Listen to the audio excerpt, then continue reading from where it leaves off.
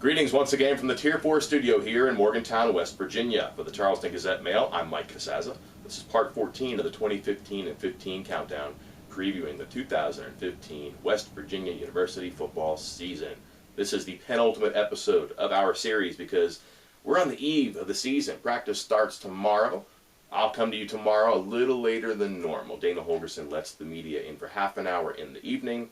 We get to watch practice for 30 minutes, ask him some questions, jot down his answers, and then I'll come back and share with you what he said, what I discovered. Who's here, who's not, who's healthy, who's hurting, who did well, who must do better, all the things that I'm sure you've come to expect from a Tier 4 production. But today let's discuss what we can expect when the Mountaineers do roll the balls out on the field tomorrow. What seems obvious to me is that West Virginia is in a fairly favorable situation in that there aren't a whole lot of position battles. West Virginia goes in knowing who's going to be the starter here and who's going to be the backup, who they're evaluating as depth players on defense or offense, things like that. You're not seeing a whole lot of situations where coaches are going, oh man, I got to find a starter here, I got to find two starters over there.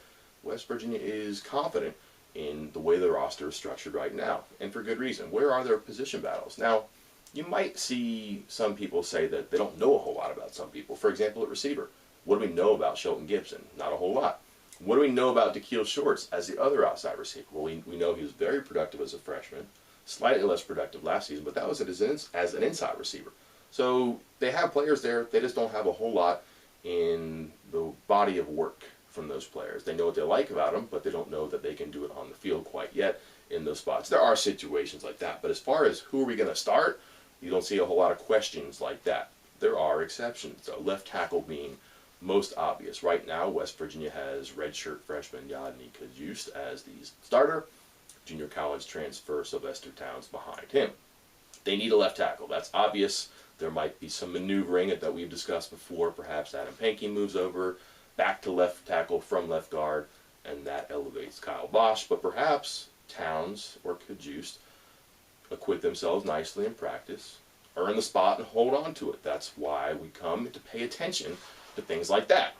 Also, right guard. Is it Grant Lingenfelter? Is it Tony Matteo? Matteo's a junior. He started once, played 5 games. Lingenfelter's a sophomore. He's never started, has also played 5 games. But at least they have names there like they do at left tackle. Defensively, not a whole lot of position battles to really keep track of. I guess maybe one defensive end spot. Is it Christian Brown?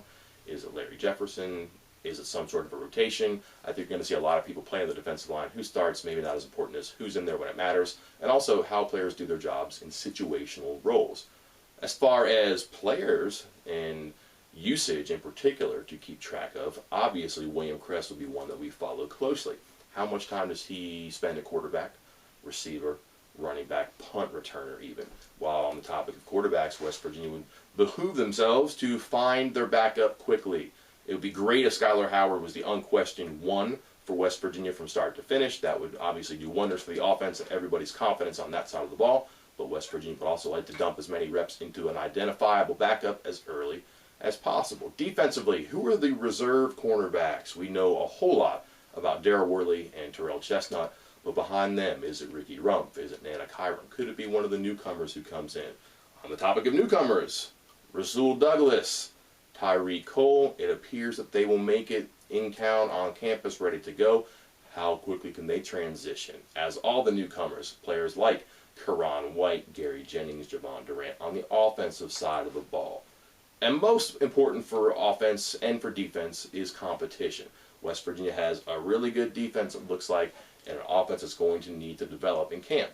You want to make sure your defense doesn't suffocate the offense. You want to make sure your offense doesn't lose confidence by competing against what we think will be a very good defense. In time, we'll have all the answers tomorrow. We get to ask some questions. Hope you tune in then. Thank you for stopping by this time. I'm Mike Casazza from the Charleston Gazette-Mail.